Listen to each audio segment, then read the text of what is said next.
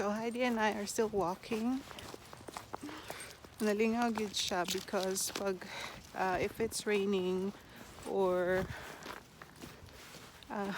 Heidi no nag-snow, she can't get out of the house. But whenever dalahon siya for magawas, mag-walking, parehaan ni kisi-kisi gid siya, excited gid siya.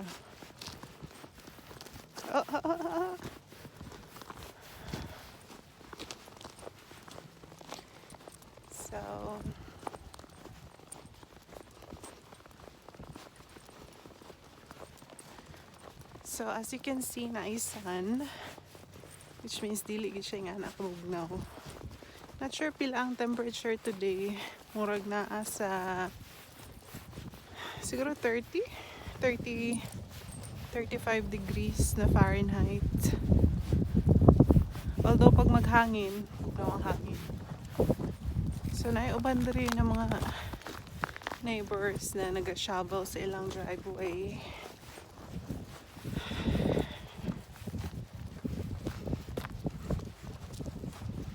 Heidi. Wildlife crossing, it says. Basa ba ninyo? Wildlife crossing. Kani diri na area, main road man gud ning Dela Drive. So lapad kayong ilahang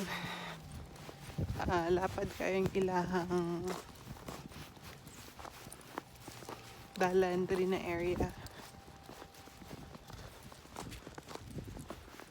What is that, Heidi? Hala. Hala, langihi. Hoy, Heidi. Hala ka.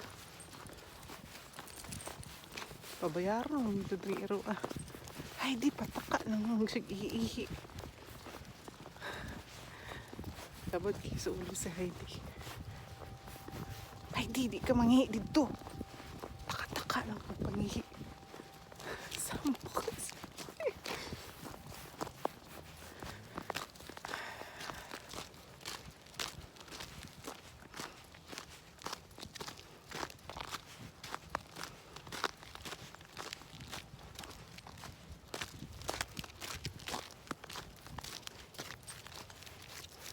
What are you looking at?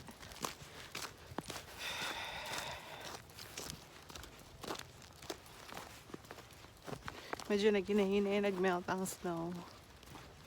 Okay. Siguro naasa 6 hours ang snow kagabi. Just imagine kung within 24 hours nagsigig snow. OMG. Siguro naligo. Siguro ang snow kaabot hawak. May na lang gyud. Pila lang ka oras. Kusog pa jud kaing hangin. Hey.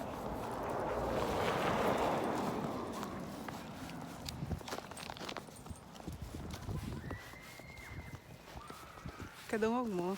Naman ko eskwelahan dali na area. Nag-sleigh riding siguro sila.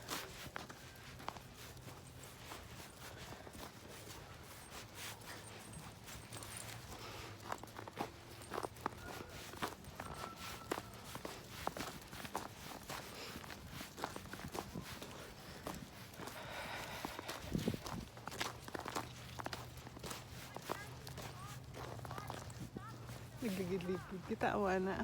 Din na area. Na Emorag School. Tapos na. Heidi, you're on the wrong side. Tapos ang ilahang area is Bakilid. So, nagligid-ligid ang mga bata.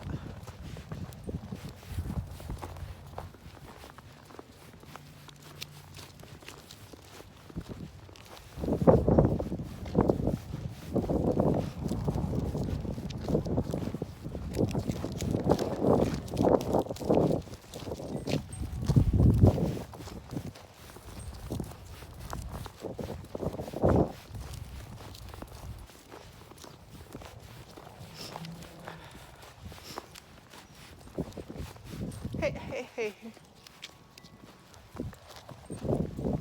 Kanang balay na ay sound. Kanang balay daw kay ilang yard.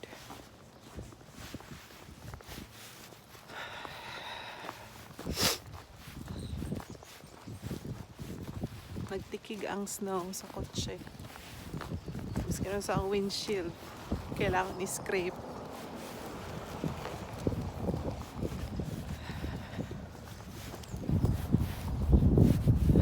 Okay.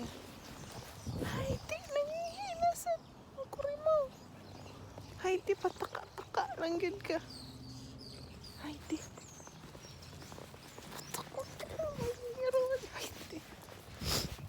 Okay guys, message ko later kay Morag.